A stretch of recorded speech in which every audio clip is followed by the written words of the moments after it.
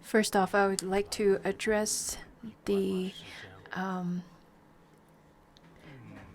schedule regarding to the retreat over here in Larungar.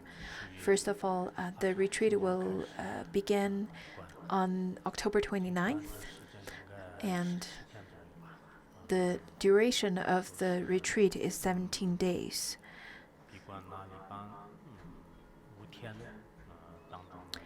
Out of the 17 days, every 5 days are the personal, in every 5 days, there's the group meditation retreat. So we will have 5 days of personal retreat and then 1 day of group retreat, and then repeat such cycle. And in total, we'll have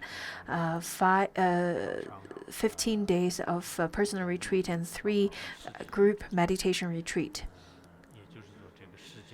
And in terms of the daily schedule,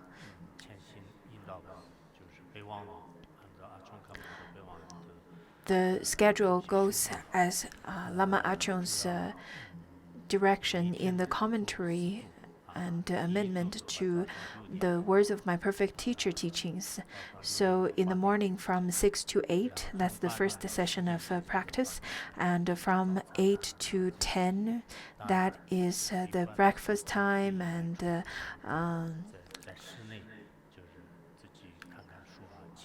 requirement schedules, even though between 8 and 10 it's the free time for you to use, but you cannot go outside and you cannot talk and so on. And the second session goes between 10 to 12, and then the third session is 4 to 6 p.m. You can use such time between 12 to 4, that is between sessions, to practice prostration and read and chant and so on. And then after 6 p.m., you can then practice the protector practice, or do your smoke practice, the smoke offering practice. And then the next session goes from 8 to 10. So that's the personal meditation session again. So those are the 4 sessions in a day.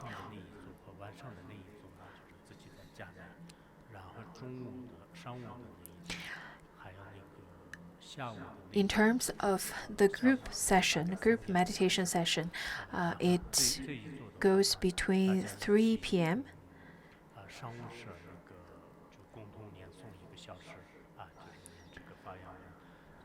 And in the morning, we will then chant the mantra and the name of Amitabha together. And in the afternoon, we will have this group meditation session, and we will then chant the aspiration to Sukhavati by Chögyam Rinpoche. We'll practice 1 hour in group meditation practice. So that's the requirement and schedule of this year's retreat. And I hope that you should be prepared. On the day of group practice, we will then have the lunch arranged for everyone. And other than that day, you should stay at home, and then you should practice according to the sessions. You should then prepare the food, and you should prepare all the provisions that you need for such a period of time. Also, in the Sangha, we prepared something for everyone as well to eat during the retreat time. For people who had not practiced or finished the 1 million chantings of the name of Amitabha, then you should practice this. And there are people who have finished this. You can then practice according to the Tibetan version, or you can practice or read about the merit of Sukhavati, the Pure Land of the West, and make the aspiration to be reborn in the Pure Land of Sukhavati. According to Phuntsukul Rinpoche's prediction, this is our connection to the Sukhavati. Therefore, we should make such aspiration. We can practice according to the teachings given before, and we can practice Abam Bodhicitta and all other practices. And you should make the aspiration to be reborn in Sukhavati. I hope that the Khenpos and Khenmos in our class should use at least one class, or at least use part of the class to give the teaching of the 4 causes to be reborn in the Sukhavati Pure Land. Since we still have 1 week of time before the actual retreat practice, then I think the Khenpos and Khenmos should prepare your lesson plannings for the following week accordingly. At least you should give 1 class to your to the participants, or you can give the teaching based on the teachings, the meditation, the supplication, or the 3 sutras of Sukhavati, or 5 sutras of Sukhavati, or the visualization, as well as the retreat practice. So any of those related information, unless there are people who are gravely ill and who don't really have lots of time to go, and who really need the time to then go to hospital. Other than these group of people who have these special cases, then the rest of you should prepare for the retreat. Should prepare for your retreat practice.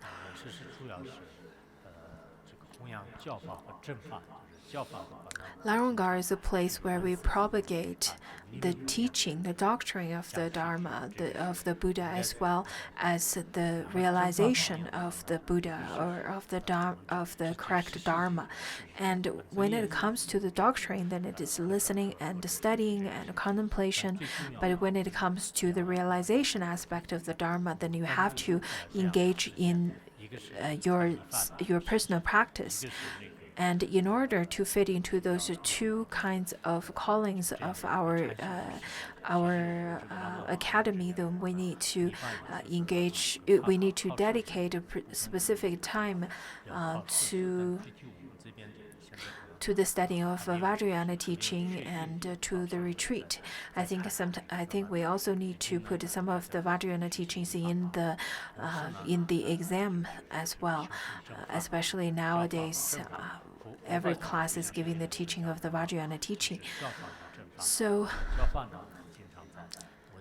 the doctrine aspect, we constantly study and contemplate, and in terms of realization, that we need to engage in personal practice. So I hope people, on the day of descending of the Buddha from heaven, I think it is best to practice at home in retreat.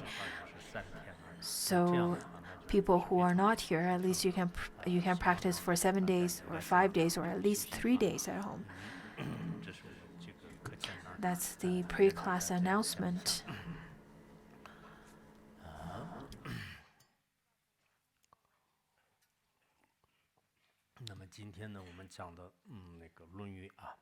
Today our class is on the Analects of Confucius.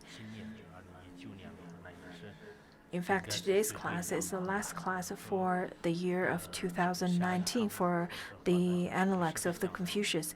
And I'm not sure when the next class would be, but I think it would be next year around February or March, if impermanence doesn't dawn on me. Maybe we will have class in December again, but I'm not sure. But I don't think I will be giving the teachings of our regular classes, such as Shurangama Sutra or the Analects of Confucius and all of those kind of classes. But it's not completely settled yet, so I'm not sure yet, but I'll make announcements accordingly. Now let's look at the second chapter, the second book. The second book, 2.1, it says that the master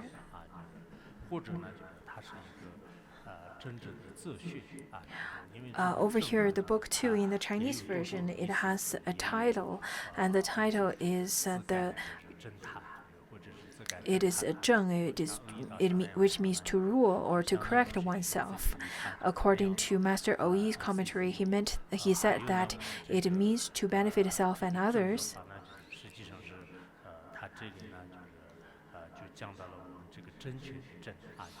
Or it could mean that to correct oneself.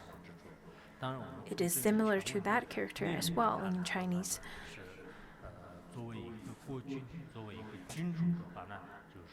Over here, it says that it is how leader of country should rule the country and should lead by example to guide the whole society. This is another way of understanding this. So the connection of zheng, which means to rule, is somewhat connected to the so-called politics, but the word politics is rather a later vocabulary.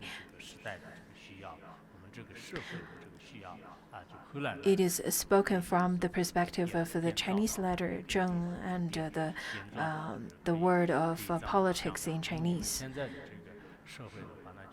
Our current society, our current politics, what we define politics nowadays is that how the kinds of actions and activities that is used to rule the society. A method. And such kind of method is called politics. Back then, however, it also means to rule, but such kind of method is rather a little bit different. Let's look at how we can understand that ruling. And 2.1, book 2.1, it says that the master said, to rule by virtue is like the way the North Star rules. According to its literary translation, it means that a leader of the country should lead the country with virtue.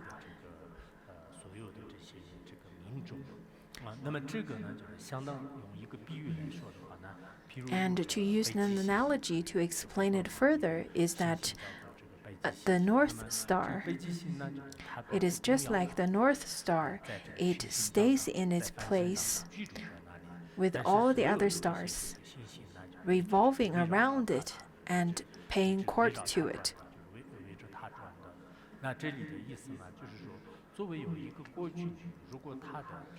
It means, as a statesman, he should use his virtue.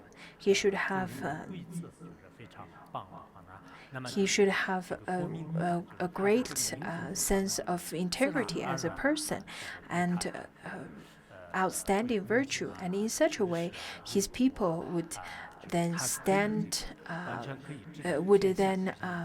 support him and paying respect to him, just as how Confucius said that Mencius said that the one who gain the veneration of people would gain the power to lead the country, authority to lead the country.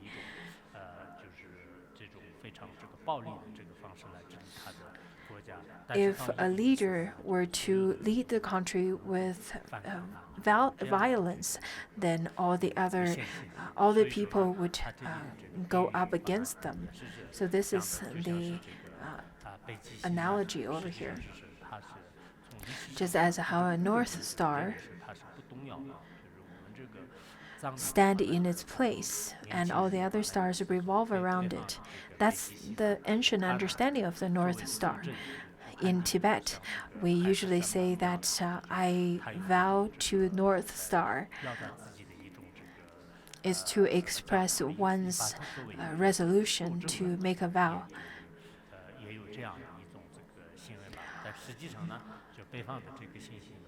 But the North Star is not unmoving. It does move. But this kind of moving is different than the other stars. And compared to the other stars, the North Star is rather quite stable at its place. According to the modern science, all the stars would revolve. In the north, there's the Big Dipper.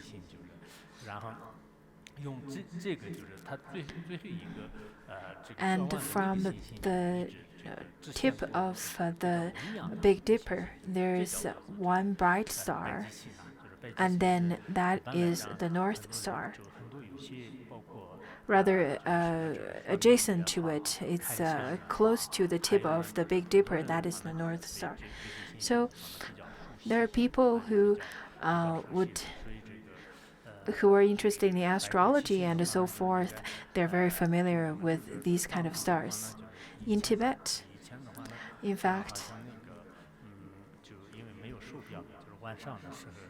since we didn't have any watch, so at night we would then look at the stars while watching the yaks.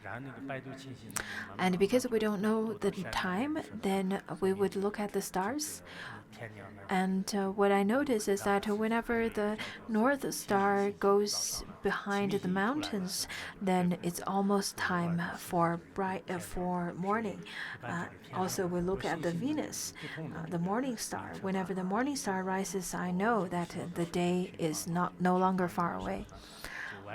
When I was young, I would then look at the stars at night to judge the time, and during the day, I would look at the shadow that's cast on the ground to determine the time.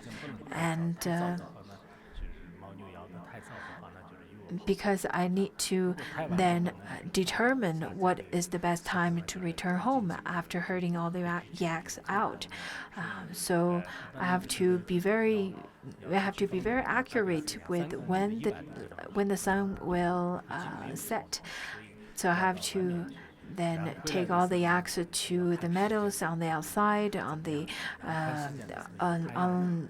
the place that's a little bit farther away, and then I would look at the shadow of the trees or mountains, and then I would know what is the best time to return, so that it would be the perfect time, right before the sun sets.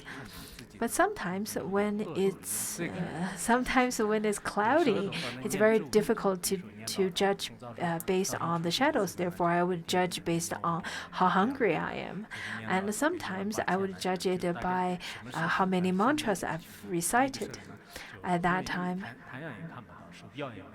Since I cannot see the sun because it's cloudy and I don't have a watch, but I have to have a sense of time. Therefore, I have to use the number of chanting mantras as my reference point. I think young people nowadays, when they hear such kind of a story, they feel that I'm just dream talking. This is not possible. But I think at the time when we didn't have watch or any modern technologies, we would use the natural resources to determine the time as a reference point for me to judge the time. So when one is lost at night, they would use the Big Dipper as their guidance. And there are the ones who are very familiar with astrology, the farmers and the seniors. They can just look at the evening stars. They would know that, this year is going to rain a lot.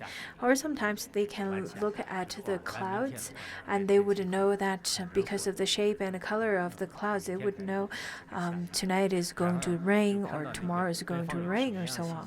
And sometimes they can look at different shapes of clouds on the northern direction. They would know that what would happen the year after. So they have all kinds of ways of predicting. back in 1977.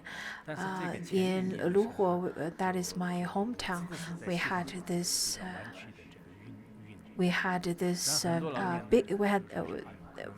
this biggest earthquake, and before the earthquake, lots of the seniors would tell us, and they would worry, saying that next year, I think there's some disaster would happen next year, because look at the clouds at the north, the shape is very curvy.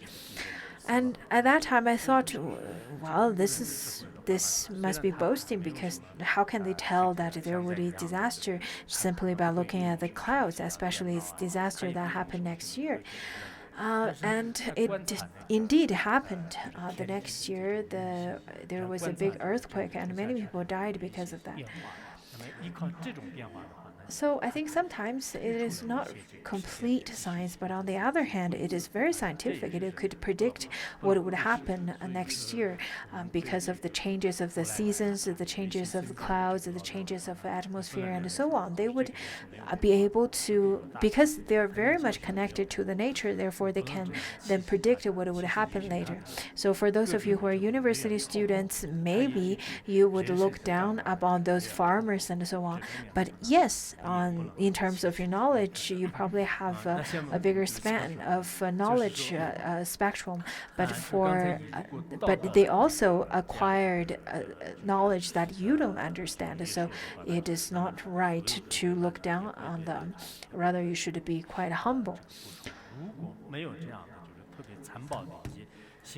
Anyhow, then it says that the people who, if the statement is rather quite violent and have lots of aggression, then the kind of fear that brought by such kind of a leader would be quite horrifying to his citizens. As it is said in the sutra taught by the Buddha and Nirgrantha, it says that if the king performs evil deeds, his hatred will blind him to see things clearly. Thus, his every action frightens the people. Even his parents feel terrified of him.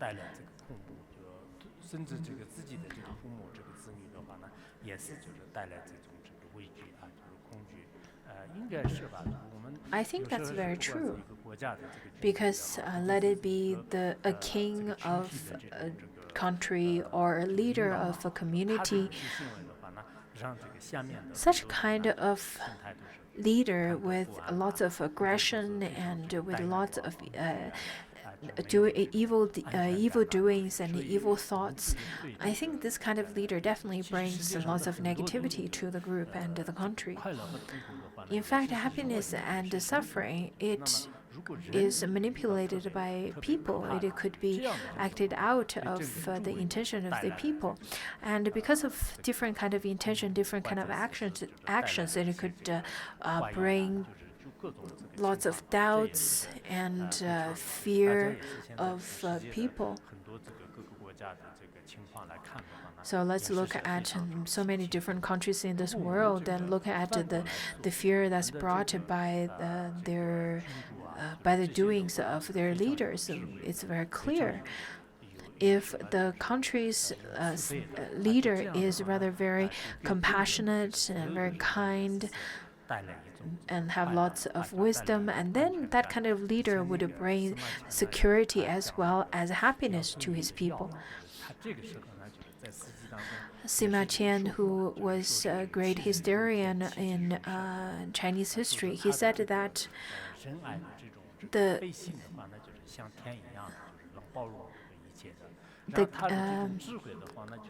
emperor, his benevolence was like that of heaven, and his wisdom that of a god. He spoke quite greatly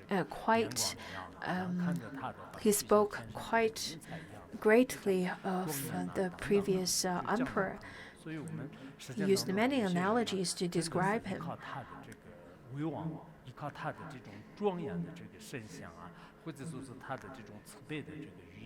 by his words of benevolence, by the caring actions, an emperor could really bring happiness and peace to his people.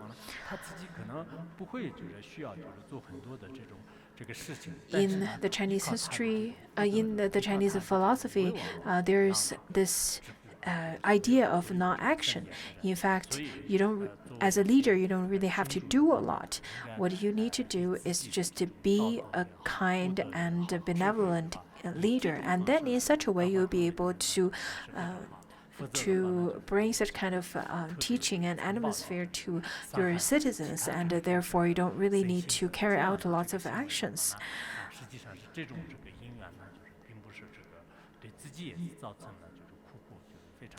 And vice versa, not only you would bring vice versa, if as a leader you are not benevolent, not only you would bring lots of fear and insecurity to your people, you would bring lots of evil karma to yourself as well. If you were to have this kind of cause and conditions to lead a group of people, but at least when you have such a kind of merit to be this leader, what you should do is to guide and lead all the other people with benevolence and kindness. You should have this kind of mentality of serving others. This would be good. This would be really great. Rather, nowadays, I think what people do when they're in higher positions is that they feel very great about themselves and they would look down at others, especially the ones who never had any kind of status at the beginning and later on gain status later on. The changes are rather quite grave. At the beginning, maybe they're very easygoing, very caring, but once they attained a certain kind of social status, they became a completely different person. And if you were to behave in such a way, you won't be a good leader anymore. From the perspective of management, in fact, it is exactly as it says. The North Star brings natural authority, which gathers all the other stars, and all the stars would surround it. Similarly, a leader is also like that. People could surround him, and people could have lots of faith and trust towards them. And such kind of people, probably because of their merit, they would be at such kind of position for a long period of time.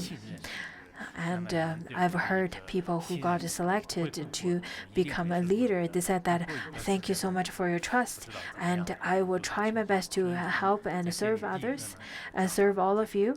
But it's very difficult to say. People could change.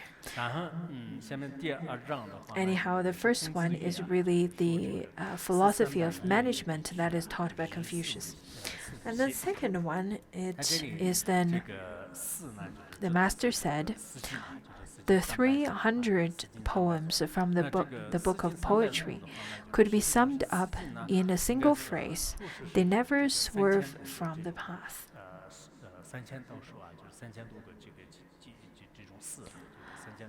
Within the book of poetry, there are over 3,000 poetries, but later on, Confucius then used his time to re-edit or collect all those poems and edit them and categorize them into 300 poems. In fact, in the book of poetry, what it says is that the book of poetry is a historical book, you could say. The book was then compiled all the way from the Xizhou dynasty to about 500 years after.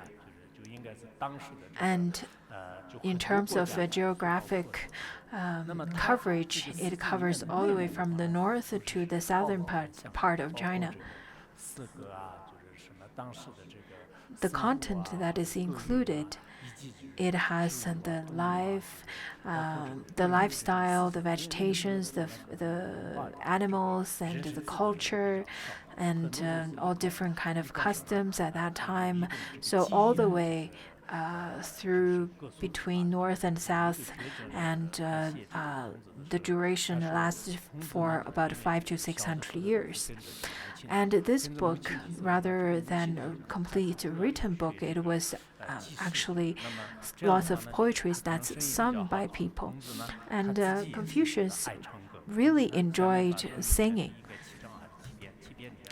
In the book 7, Confucius stated that whenever other people sing a good song, he would later on harmonize or repeat that song with the person who sang it before.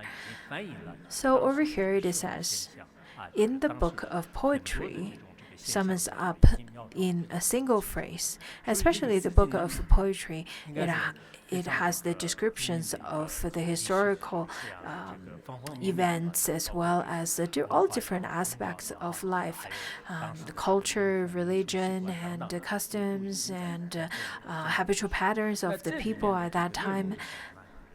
But all of these that is included in the book of poetry could be summed up in a single phrase, in a very simple phrase, that is that they never swerve from the path.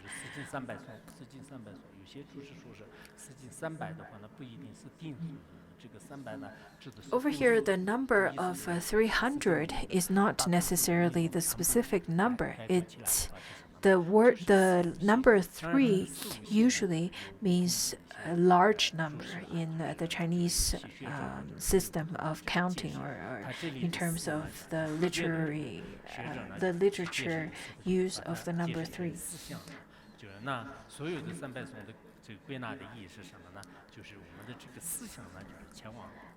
And what does that mean? What does this phrase mean? It means that our mind should be correct. Our mind should not swerve from the path. We should keep this pure mind. If the mind is correct, then the action would be correct, same as his speech, and all the things that he act or be would be correct.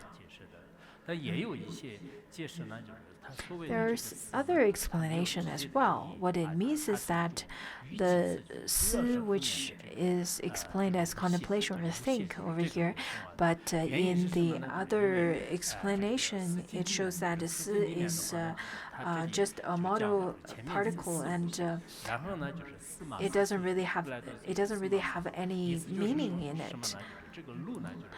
Therefore, the meaning of it is that the path should be straight.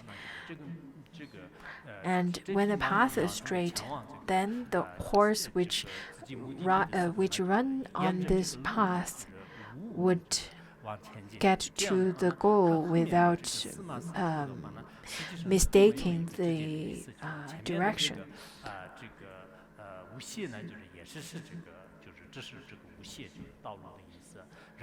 So, never swerve from the path.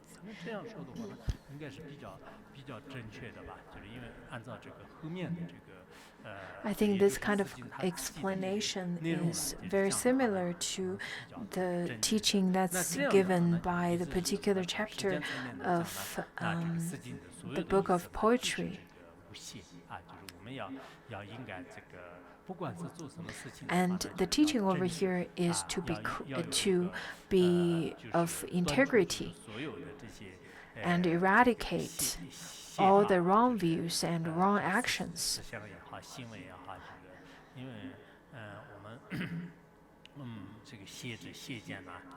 We often talk about the wrong view, wrong knowledge, wrong actions.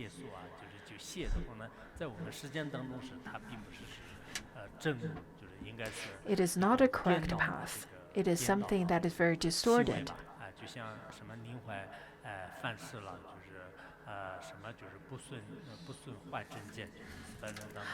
according to the 400 verses of the 400 verses of Madhyamika, it says that you'd rather break your precept but you should not abandon the correct view. What it means is that even if you even if you were between the choices of abandoning the right view and abandoning the precept, you should choose abandoning your precept at that moment, because as long as you have the right view, you will have the opportunity to recover it. However, what our society has nowadays is very different than what is advocated over here. All the merchandise and the commercials and entertainment, I think those are really not of the correct path. Those are not of the diligence. The children nowadays, they grew up with lots of the influence of violence, and because of such kind of influence, it's very difficult for them to step onto the correct path. Especially for young people, they're not completely matured. If they were to watch the violence and they're immersed in this virtue world, they could get very much confused with the reality and with the virtual world. And I think that is why young people nowadays, they are not very much they cannot really differentiate what is real and what is virtue. Just as the movie of Inception. I think maybe I'm thinking too much. Maybe my teaching is not valued, but at least I am really concerned about the value that we're given to our next generation. I heard lots of young people, they are not even afraid of suicide, because they grew up in their own world, and the world that they live in ever since they were young was a world that is infused in violence, that is given to them by the games and lots of media influence. Lots of merchants, people who want to get lots of attention, they would use all kinds of ways to attract them, and they would particularly create certain kinds of research to find what people are interested in, and they would tailor to such kind of interest without any integrity of guiding or cultivating a healthy generation. Rather, this kind of profit-driven injection of value is then completely accepted by the young people who do not have any judgment, who lacks in the judgment at this moment. And if they were completely accepted this kind of a value, then they are very much confused. They would get very much confused with their life, their value, and they don't even have any choice afterwards, because life is just like a one-way highway, and you cannot really turn back to go backwards, and that would be impossible, rather also very dangerous. And therefore our education, our practice, we should only then step onto the correct path.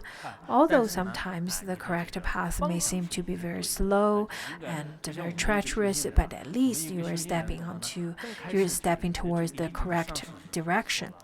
Just as the practitioners, maybe at the beginning they chose the wrong guru and the wrong practice, then it's just like that you're heading towards the wrong direction. In Tibetan, our alphabet starts with the Ga, Ka, Ga, Nga. And if you were to start with Ga and start with that particular letter wrong, then you would start everything wrong. Just as in English alphabets, if you were to study A wrong, then the whole alphabet would be wrong as well. So you have to find the correct direction and follow the correct direction. I'm sure there will be obstacles, hardships, and there will be lots of difficulties along the way, but at least it's towards the correct direction. Unlike a smooth path of a wrong path, it may be smooth, but it would lead you to the wrong direction.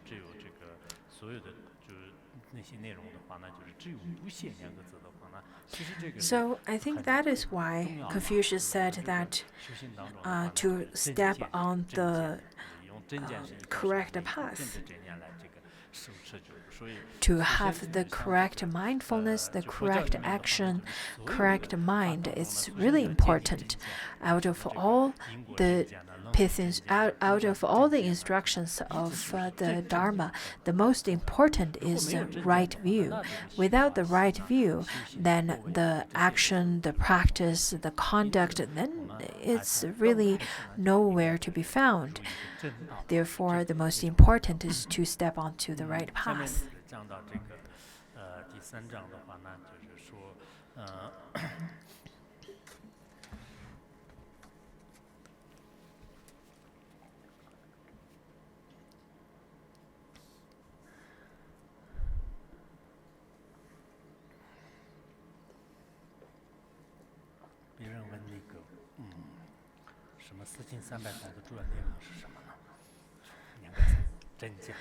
Next time when people ask you what's the key point of a book of poetry, you should answer the right view. If people don't recognize that, if people don't agree with you, you can say that that's what is taught by Confucius.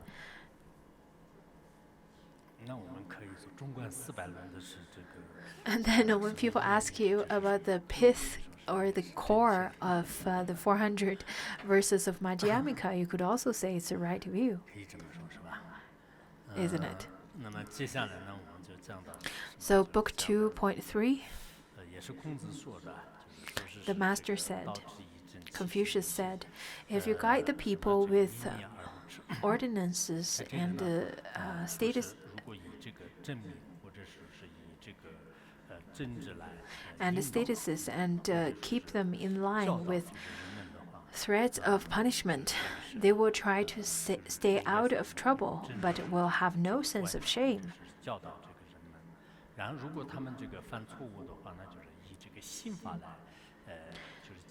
If you were to threaten them by punishment,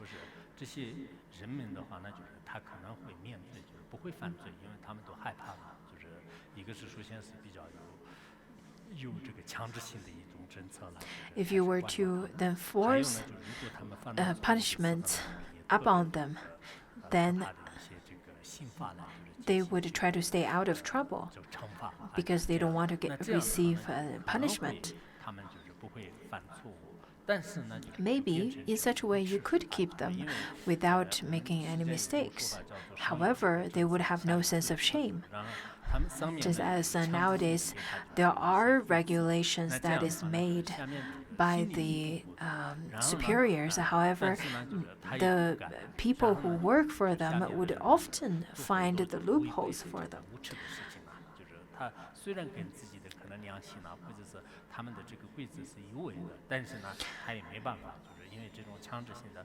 And the superiors cannot do anything about them, although it is then going against of their morality as well as the willingness of the superiors. However, since they've already found the loopholes, then they cannot do anything about it.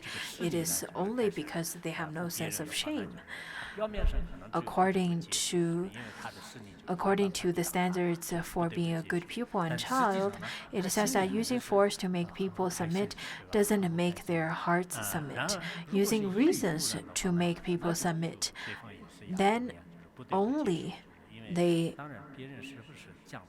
there's no words of discontent. I think it really depends on if they're reasonable people. If they're not reasonable people, it doesn't matter how much reasonable arguments you make to them, they won't listen. And in such a way, I think you should just beat them with the sticks. Maybe they'll listen. Maybe they'll listen then. In Tibetan saying, we say that to quote the correct teachings from the sutra is not as useful as just using sticks to beat them. Because when you beat the people who are not reasonable, they would get really scared right away. And if you were to reason with them with lots of the teachings given by the Buddha, they probably don't feel anything at all because they're not reasonable people. I think it is also based on people's different karmic connections.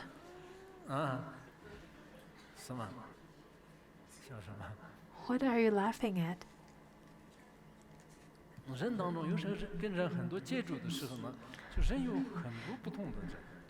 When you get in touch with all kinds of people, there are so many different kinds of value systems and different kinds of views. Although majority of people have this very similar view, but there are people who have very odd views, very different value systems. Sometimes it's probably because of their channels and their channels and the energy is very different within everyone. But there are people who are rather very different than the others and have very different kinds of value system. Just as you could see the other person's, you recognize the other person's face, but you don't know what they're thinking of. People during their service and providing their service to the Sangha, maybe at the beginning they would get along with others, but slowly with time they don't get along with others at all. Sometimes it's because of the difference of culture, sometimes it's because of the value, because of the habitual patterns. And to me, I really feel that the habitual patterns, the kind of habitual karmas differences really caused the major difference in other people's actions, which could have created disharmony. I think I went astray. How can I get back to the content? Just as a person who would drive a far away place and doesn't know the way back. So what I was trying to say is that what we should do is we should try to reason with people. But sometimes reasons do not work, because however you try to be reasonable, the other person may take it as unreasonable.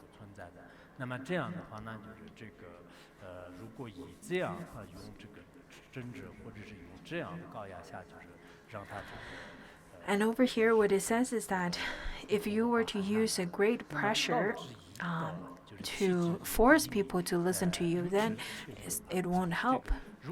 And then it says that using reason to, and then it says that if you were to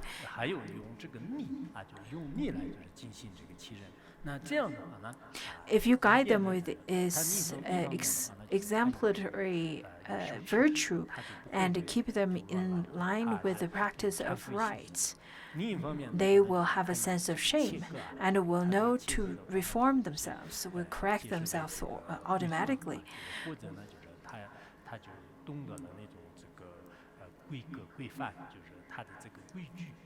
They would know what the rules are. I think for people in the past, they probably are very reasonable and they're very benevolent. And if you were to give them reasons that is based on virtue and that is based on rights, then people would take it into their hearts, and in such a way, people would take that as the guidelines for their life, and no one would create disharmony. But in our modern society, I think it would be rather a bit difficult to ask everyone to abide the guideline. Therefore, the best way to rule is to use both regulation and the virtue. So in this way, people will be under the regulation as well as their sense of shame and a sense of what's right and wrong. Many people would say that in the West, the regulation system is perfect, and they would carry out the law completely and in such a way, it is the best to keep this society regulated. But let's look at the Western society. In some countries nowadays, the rich and poor has such a great gap. The rich could have the money to hire really good lawyer, but the poor cannot. And then the rich has a much better chance to win in a law court. And because of the lawyer's eloquence, they probably could get out of a murder case for the rich. On top of that, there are the ones where the judge would then work with the jail system as well as the lawyer system, and then the lawyers, and then they would then come to a consensus for their own benefit. Especially, I understood that in some countries that they have a quota to have a certain number of inmates in their prisons. So they would work for such kind of benefits and probably would put innocent people into jail. So I think if you were to only work with the system, if you were to only abide in guidelines, there could be loopholes. However, you should really conjoin to both of the guideline as well as the virtue together, so that you should build the virtue in people's heart so that they know what is right and wrong. In such a way, you're building a perfect system in modern society. It is important to have guidelines to make a community work. But on top of that, you should also have benevolence or have virtue. I remembered an empire from the Chinese history, from the Song Dynasty. During his time,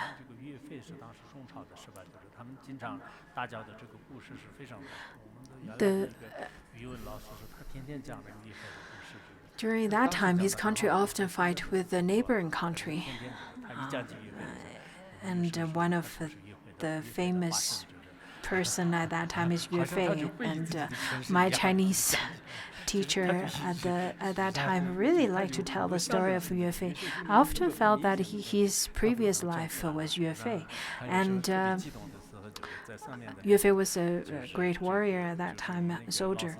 And then he often would talk very enthusiastically about the stories of Yue Fei. He would then sit on the teaching desk, just like he was sitting on the Dharma throne, and give us and repeat the stories of Yue Fei. So during that time, the two countries were fighting for 40 years. But after this Song emperor took reign over that country for a long period of time, they didn't have any warfares at all between these two neighboring countries. Lots of small stories as well, personal stories of this emperor. It was said that during a walk, this emperor the emperor went on a walk, and his attendants was following him. He kept on looking back on the way, and after he came back to his palace, he said that I'm really thirsty. Can you please give me some water? And at that time, then his consort said that, well, you're our emperor. How could you not drink any water on the way of your walk?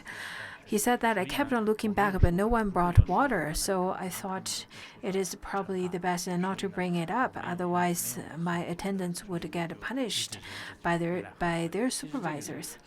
So that's a very small and very detailed story that reflects back on the personality of this emperor.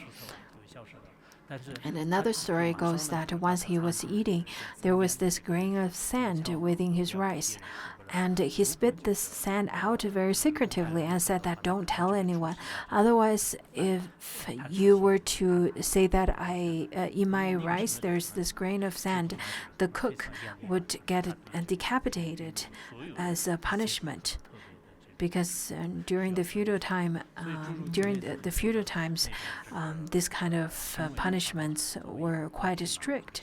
But as an emperor, he then used his benevolence to magnetize his people and his country. So during his period of time, it was quite successful as well as harmonious.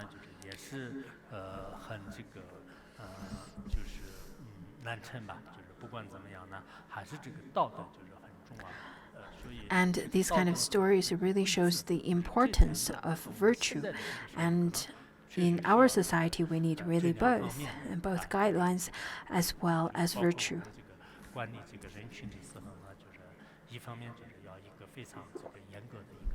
We need strict guideline, very immaculate guideline. At the same time, we need a virtue. I remembered in a monastery, the management team said that they set this regulation that if people get in fights with one another, and if blood were shed, then they had to be expelled from a monastery. And then the manager himself once accidentally hit someone, and that person bled. And he couldn't argue with the guideline. Therefore, they had to then come up with a beta version of the previous guideline. Because I think whenever such kind of guideline falls on yourself, then it is completely different. In Tibetan, what we say is that the pain on other people is just like the fire sparks on your clothing. But if you were to carry such kind of pain yourself, it would be like to have fire on your own skin.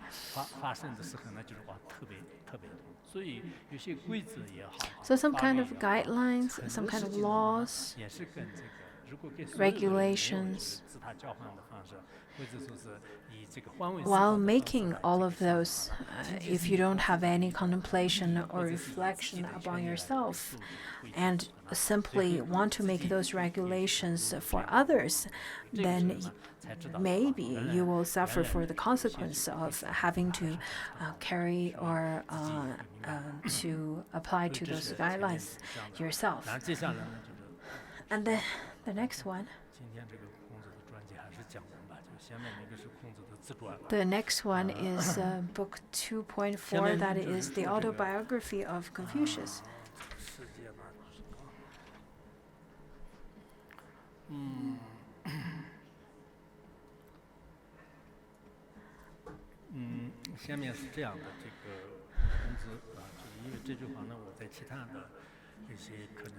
I've quoted this previously. I think this teaching is rather very meaningful to us. Within this teaching, it has only 38 Chinese characters. But I think this 38 characters really is the autobiography, the entire autobiography of Confucius. He lived till the age of 72, and this 38 Chinese characters shows his entire life. Someone summarized Aristotle's life as that I was born, I worked, and I died. And that was the biography of Aristotle. Therefore, we can look at the autobiography of Confucius that is summarized in this simple 38 Chinese characters. So Confucius said, at 15, I started to pursue learning. There are people who say that it's okay to pursue learning for at the age of 15, because especially nowadays at the age of 15, the children are still in school, isn't it? But Confucius lived in a rather different kind of environment and family.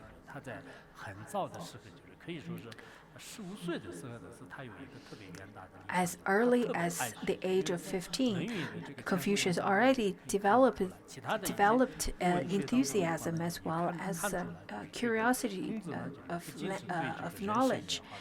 So from this autobiography, we can see that Confucius has vast knowledge and curiosity towards different aspects of life and society and lifestyle and all kinds of knowledge. The other day at the school that I built, I told all the children, all the students over there, I said that now you're already at middle school. If you don't have any long-term goal, life goal, if you only listen to your teacher's advice to apply to certain schools or go or apply certain kind of work according to your parents' will, then you really don't have any kind of personal ideals and personal goals. When I talked to the principal, I said that they're already 17 or 18 years old. What is the goals of your students? And then the principal said that the saddest thing at this time is that I think my students don't really have any life goals.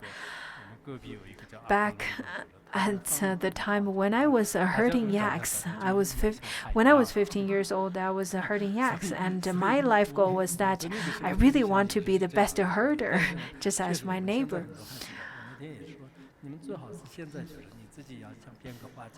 But I think for the children nowadays, it is best to set a life goal for themselves. Either you want to be a doctor, an artist, and any kind of profession, or anyone you want to be. If you want to be be in public service or be a teacher and so on, you should be able to do that. You should have such kind of freedom at this time in this era. But at that time, Confucius, when he set his life goal at the age of 15, it was quite rare. So he had this life goal of searching for the learning, and then he set for his goal for searching for the rights and wisdom, and that and the goal of learning was set at the age of 15. He didn't say anything about it at age 20. At first, when I read this of Confucius, I thought to myself why he stated at the age of 15, and then it goes directly to the age of 30, but age 20-ish was never really mentioned. And then he said, at the age of 30, I found my balance through the rights. Over here, it means that his wisdom is no longer retrogressed. He already developed a certainty in his value of life, in his value in his personal value. Just as how the Chinese parents would say that you're already 30. And how could you not be married yet? You should have a family yourself. Just as Confucius said that he had already found his home. But in fact, what Confucius said is not to build a home. He said that he need to develop a certainty in his view. So at the age of 40, I think around that time, maybe he was already quite stable in his family life as well as his social life. And what happens to people nowadays is that people would see the things that they don't like, and then they would generate anger, and for the things they like to happen in their life, they would have grasping. But at the age of 40, as it is stated by Confucius, he said that he is free from doubts about himself, and he is free from doubts from the phenomena. So his view was already then very much certain, without any doubts. He is no longer his emotion is no longer mastered by the external phenomena. He's no longer happy or sad based on what happens around him or with him. When I read lots of commentaries of the previous teachers, I think they really just taught from their personal perspective. Therefore, I'm just teaching from my perspective as well. After 10 years, at the age of 50, he understood that heaven intended me to do. What heaven intended me to do, just as he already knew his predictions, so he's predicted fate, so to speak. I think after reaching the age of 50, I think the value of life, the goal of life is already very much certain. You can gain certainty in all of those, and you can probably have a more understanding of what you need to do. I think at that time, the people would understand the cause and the conditions, and understand about the phenomena, and have a personal experience and develop an understanding of the society. I think at the age of 50, Confucius developed such kind of understanding and certainty of life, of this rule of the universe. But I think for the practitioners, you've already gained the understanding of law of karma, and you understand the nature of happiness and suffering. Therefore, for the practitioners, I think you don't need to reach the age of 50 to understand that. And then it says that at age of 60, Confucius was attuned to what he heard. Some commentaries said that Confucius didn't have a good hearing before the age of 60. But I think that's not true, because at the age of 60, people with good hearing would lose their capacity of hearing. Therefore, I think what it means here is that Confucius was able to accept all different kinds of opinions, all different kinds of feedbacks. And after reaching the age of 60, you've heard a lot of things. You've already seen a lot of things. And then you are quite at ease with whatever happens. Whatever happens, you'll be able to accept it quite easily. And you attain such a kind of realization or such a kind of state of mind.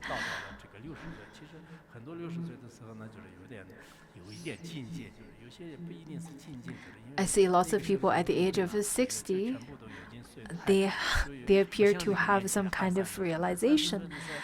Unlike when people are at the age of 20 or 30, in their 20s or 30s, they have lots of fixation towards what they predicted and have lots of fixation towards what they love and what they hate. And after reaching the age of 60, unless they encounter a live tiger on the way, I think lots of their actions are very similar of those great masters, you could say.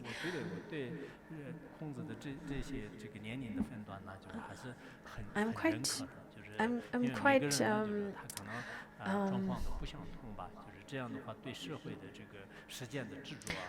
I really agree how Confucius divide a person's stage of life and by the different kind of ages.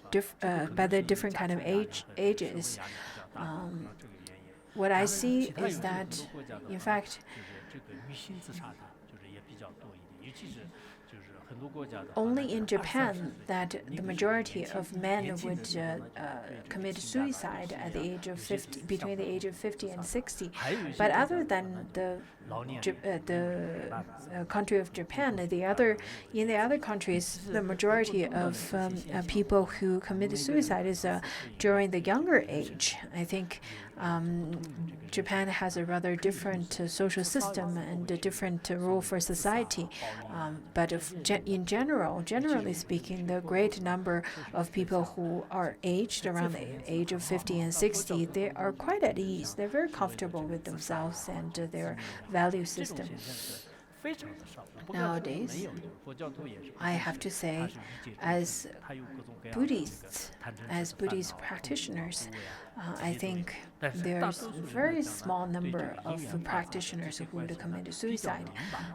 I'm not saying that there's none. I'm not saying there's absolute zero, but at least people of Buddhist practitioners, the Buddhist practitioners have more of an understanding of cause and condition, have understanding of law of karma, and they are at ease with who they are. At the age of 50, you no longer have lots of requirement for the life. And they're very inclusive. And when you get in touch with the people who are around the age of 60, majority of them are very easygoing, unless there's a very small number of people who are not easy to get along with. And then at the age of 60, Confucius followed what his heart desired without overstepping the line. Well, of course, this is not an all-pervasive general stage of the mind at the age of 70. Let's look at President Trump.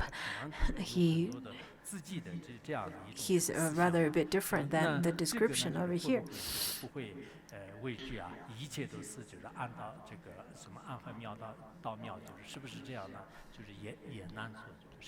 Over here, Confucius said that at the age of 70, he already gained a different understanding of all the phenomena in this world, and they can be at ease. and they won't step over the line very comfortably. But it's hard to say, because with the modern medicine, people could live for a longer period of time. 然后50岁以后的话呢，有些分析就是他可能会有一些信仰有不同的境界，但这种境界的话呢，跟弟子们不一定传承。孔子 As it is stated over here, before the age of 40, Confucius invested his time in gaining certainty in the knowledge and acquiring knowledge. But at the age of 50, he then gained lots of spiritual insights, and that kind of spiritual insights was not really shared with the majority of his disciples. But everyone's commentary is very different, and understanding and perspective is very different too. But at least I think, and I hope, those of you who are listening to this class, you should have a certain analysis based on the different time period of your life. And look at how you are between the age of 15 and 30, and between 30 and 40, and 40 and 50, and so on. I think a number of Buddhists would say that I had lots of graspings when I was young. I had lots of confusions when I was young.